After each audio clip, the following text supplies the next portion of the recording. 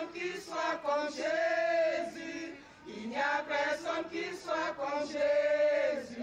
Il n'y a vraiment personne comme lui. J'ai longtemps marché, j'ai marché, personne.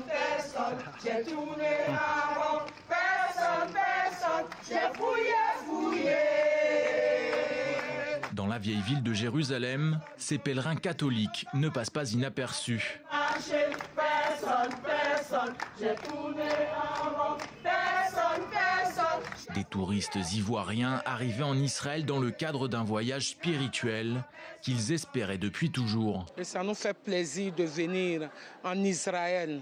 Cette terre promise, cette terre bénie. Vraiment, je suis dans la joie. Je suis vraiment émue, puis comblée.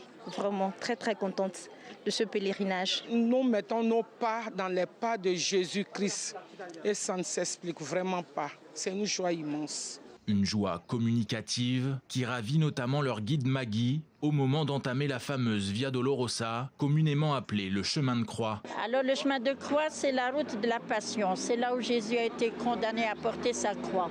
C'est là où il a été emmené dans le palais d'Hérode pour être jugé. Et c'est là où il a été condamné et flagellé. Et puis il a été condamné à porter sa croix. Et c'est la route qui mène vers la Golgotha, qui mène à la Golgotha dans le Saint-Sépulcre.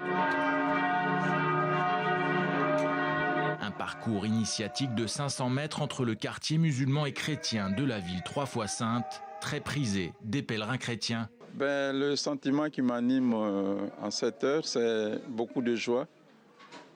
Et revivre le chemin de croix, c'est me rappeler la passion de notre Seigneur Jésus-Christ qui s'est donné pour notre salut.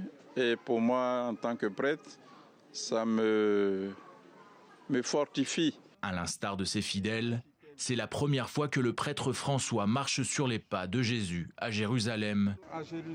Ce dernier est d'ailleurs submergé par l'émotion au moment de lire un passage de la Bible relatant les dernières heures de la vie du Christ.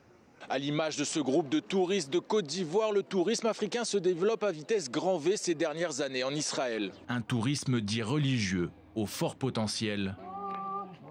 En effet, le continent africain compte à lui seul près de 300 millions de fidèles chrétiens. Effectivement, ces dernières années, il y a beaucoup de touristes qui viennent d'Afrique. Et pour eux, c'est important. Et je leur dis toujours que pour chaque chrétien, c'est important de venir sur les pas de Jésus. Un argument de vente tout trouvé pour ce voyagiste qui a l'air de porter ses fruits. Si le Seigneur me permet, je reviendrai. J'ai déjà demandé ça dans mes prières. Moi, j'invite les gens d'Abidjan, partout qui viennent au moins visiter l'Israël. C'est une grande joie pour moi. Je dis 1000 merci au Seigneur de m'avoir permis de visiter cette terre sainte. Au vu du rapprochement diplomatique opéré par Israël en Afrique ces dernières années, il semblerait bien que la Terre sainte devrait attirer de plus en plus de touristes africains à l'avenir.